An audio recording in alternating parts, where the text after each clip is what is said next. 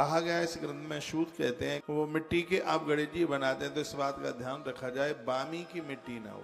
मिट्टी को गूंथते समय उसमें कीड़े मकोड़े नहीं हो, चीटी चीटा ना हो, इसमें स्पष्ट वर्णन किया गया है।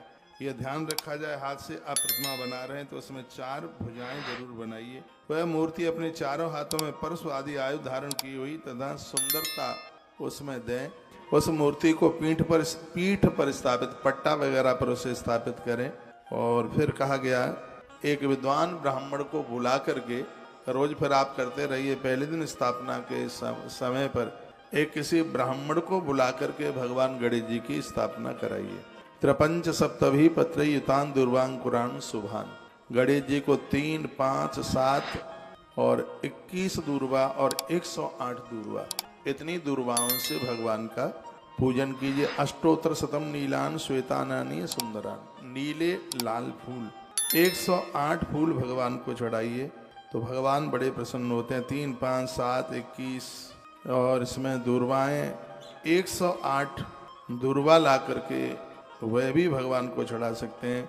इनको दिया कौन कौन सा जलता है वह भी वर्णन किया। घृत दीपम तैल दीपम नैवेद्यम विविधम शुभम। भगवान गणेश जी के लिए घी का दिया और तेल का दिया बहुत ज़्यादा शुभ माना गया है। नैवेद्य में मोदक, लड्डू, पूड़ी, शर्करा युक्त खीर, मीठी खीर, चीनी डाल करके उसको खांड डालकर मीठी खीर और बढ़िया बिना टूटे हुए चावल डालकर उनको खीर बनाएं और कपूर इत्यादि से आरती, सुपारी का चूर्ण, कत्था, इलायची, लौंग ये डाल करके उनके लिए मीठा पान चढ़ाएं। जामुन, आम, कटहल, अंगूर, केला और ये ऋतु के जो फल हैं इनका भोग लगाएं।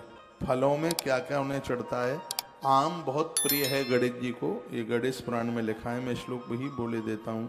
ये उन्हें अति प्रसन्न है। जम्बा अम्र सादीना द्रक्षारंबा फलांच। अंगूर उन्हें बहुत प्रिय है। कटहल भारी प्रिय है उन्हें। केला बहुत ज़्यादा प्रिय है। कत्था युक्त इलायची लौंग से केसर युक्त तांबूल उनको चढ़ाया जाए, इससे वो अति प्रसन्न होते हैं।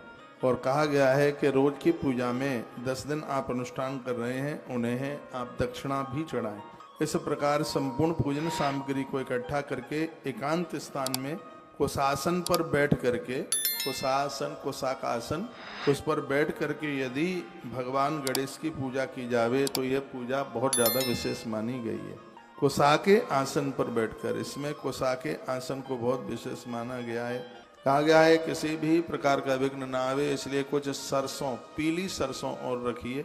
बाएं हाथ में उसको रख करके ओम गम गणपतये नमः ऐसा बोल करके 10 दिशाओं में पीली सरसों का छिड़काव कर दीजिए, जिससे पूजा में किसी भी प्रकार का विघ्न बाधा नहीं आएगा। विघ्न क्या आता है, आप पूजा में बैठ गए, किसी को सोबड़ हो गई या किसी को मृतक सूतक लग गया, तो ये पीली सरसों 10 दिशाओं में फेंकते हुए भगवान गणेश जी का नाम लेते हुए, इससे पूजा में विघ्न नहीं आएगा। आचमन प्राणायाम पूजा में जरूर करें।